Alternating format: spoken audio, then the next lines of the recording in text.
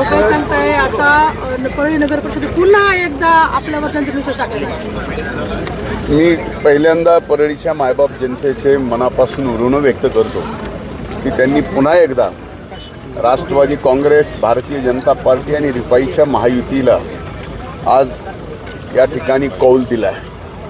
जवळजवळ एका दुसरी जागा सोडली तर जवळजवळ सर्व जागा महायुतीच्या आलेल्या आहेत.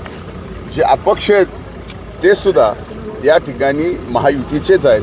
त्यामुळं फक्त आता MIM आणि पंजा कुठंतरी पुढे आहे 2 जागेवर एवढं कळतं आहे. पण जवळजवळ सर्व जागेवर या ठिकाणी महायुतीने विजय मिळवला आणि ऐतिहासिक मताने नगराध्यक्षसुद्धा या ठिकाणी निवडून येतील.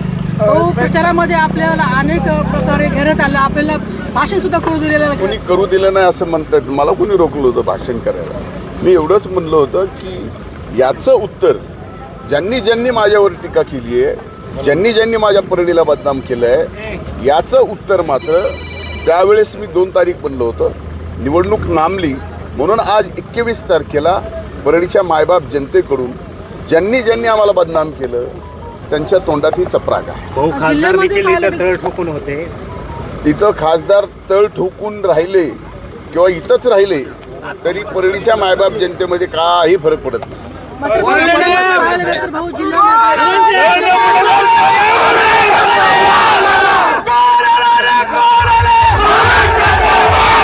नक्कीच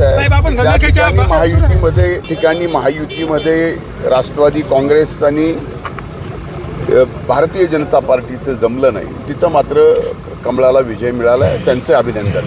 साहेब, गंगाखेडमध्ये आपण भाषणामध्ये म्हणलं होता की ताईची सीट लागली तर मी गंगाखेड उतरणार आहे. आपण चालणार का हो, गंगाखेड? मी आता निघालोच आहे.